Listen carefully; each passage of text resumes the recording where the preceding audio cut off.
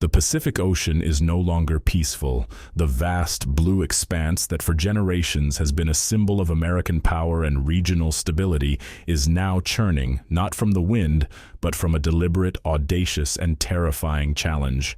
The battle lines that have defined global maritime security for decades are not just being stretched, they are being snapped.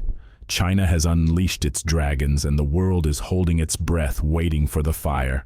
This is not a drill. This is not a routine exercise. This is the beginning of a new, brutal era of confrontation, a quiet but irreversible redrawing of the world map, paved not with ink, but with the cold, gray steel of warships. On the 9th of June, an event occurred that will be studied by military historians for a century. It was an act of unprecedented strategic defiance. China simultaneously deployed its two aircraft carriers, the Liaoning and the Shandong, from the East China Sea. This in itself was a significant display of naval might. But they did not stop there. They did not linger in their own backyard.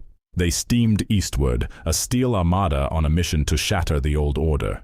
They crossed the first island chain, the line of islands running from Japan through Taiwan to the Philippines that has long served as a geographical barrier to China's maritime ambitions.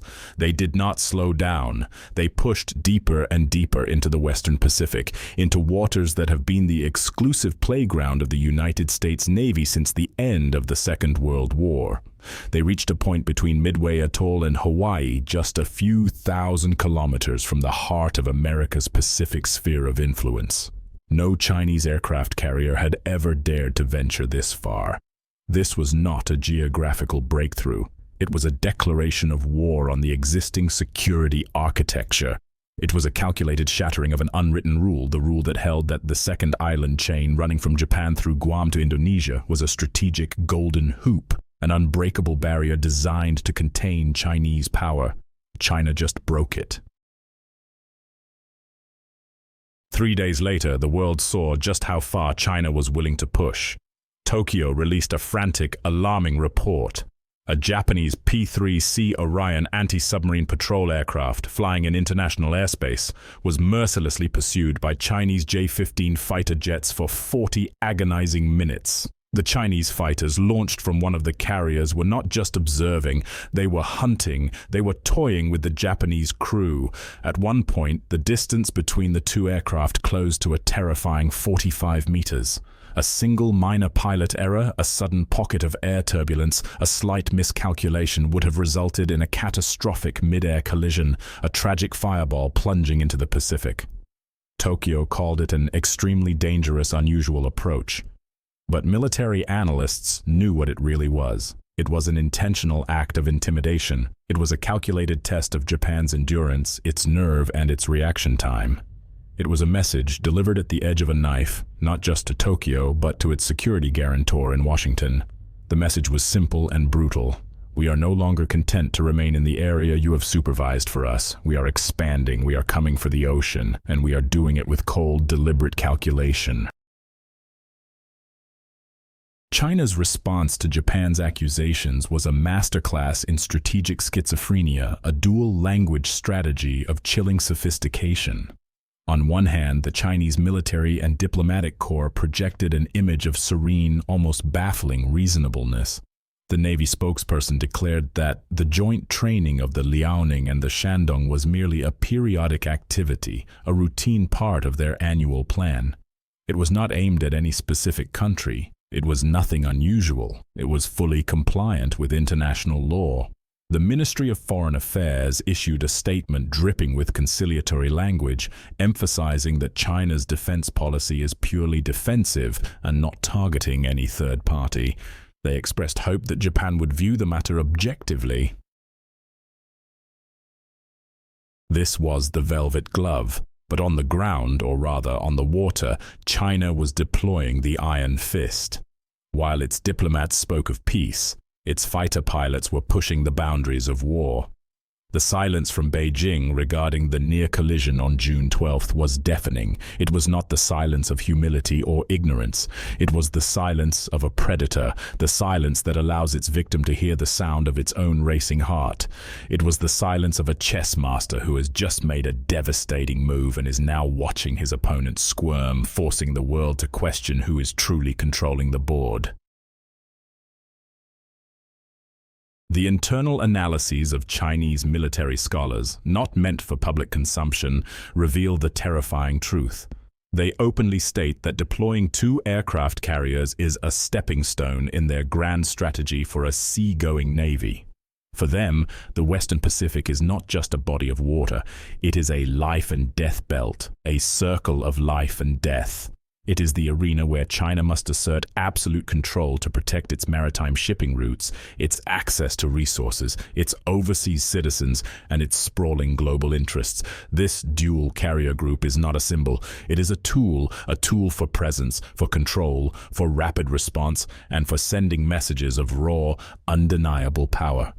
China has stepped beyond the second island chain, and no one in their right mind believes they will ever return, at least not voluntarily. The reaction in the region was one of sheer, unadulterated alarm. The Japanese Defense Minister, Ken Nakazane, immediately sounded the warning. Japan understands that this is not just a single incident. If Chinese aircraft carriers are allowed to regularly operate in these waters, it will expose catastrophic vulnerabilities in Japan's entire defense structure. It is not just a blip on a radar screen, it is a fundamental shattering of strategic trust. Japan's panicked reaction is not just an expression of concern, it is a desperate warning to a world that seems to be silently witnessing the strategic boundaries of the planet being redrawn before its very eyes. The United States has remained publicly silent, but behind the scenes, the Pentagon is in a state of high alert. As the security guarantor of the entire region, Washington cannot ignore this calculated test. If China is allowed to continue its advance, if its challenges are met with silence or weak diplomatic protests, the second island chain will become what the first island chain has just become, a nominal line on a map, a historical artifact with no strategic meaning. This is a rupture point, the security chain that has been stretched to the breaking point from the contested reefs of the South China Sea across the Taiwan Strait and now to the waters east of Guam is about to snap.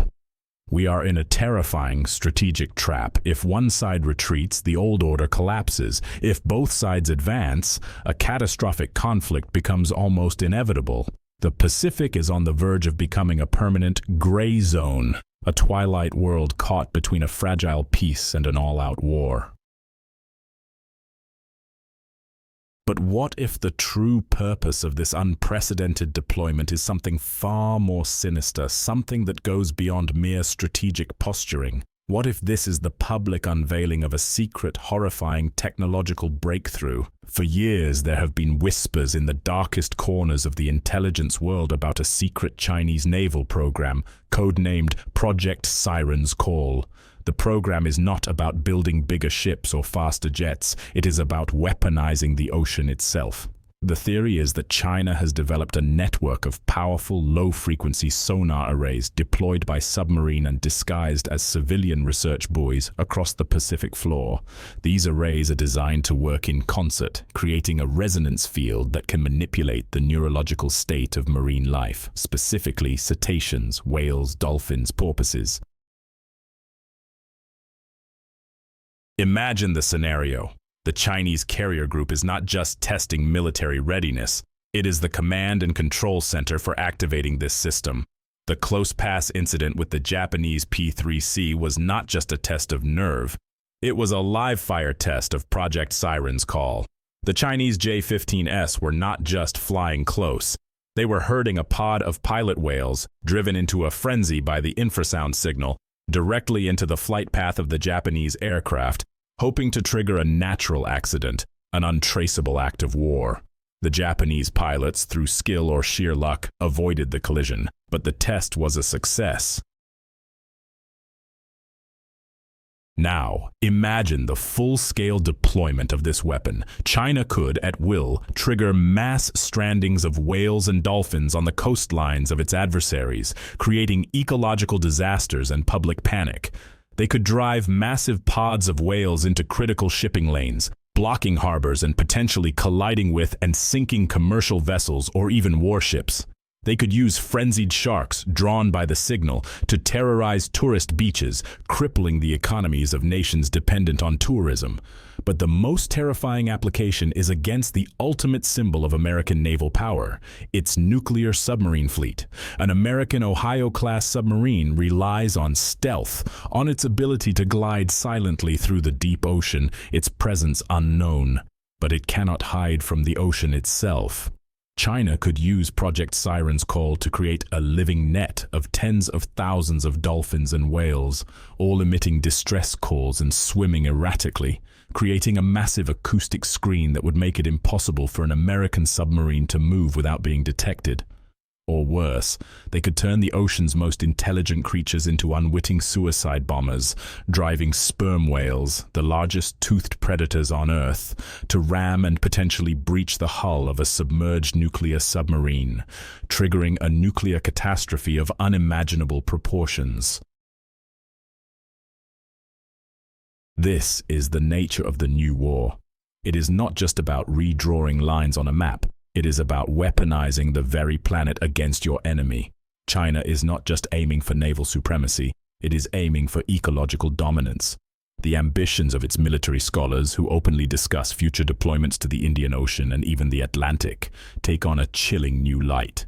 They are not just planning to send ships, they are planning to export their control over the ocean's ecosystem. They are paving the way for a new world order, one where they do not just control the seas, but the life within them. The ocean is choppy not because of the wind, but because the battle lines are being redrawn by the will of an emerging power that sees no limits, that respects no rules, and that is willing to turn the natural world into a weapon to achieve its goals. Every move from now on does not just imply confrontation, it implies a potential horror that we are not yet equipped to even comprehend. We are not just at the brink of a new Cold War, we are at the brink of a biotech war, and the first shots have already been fired, not with gunpowder, but with sound waves in the deep, dark water.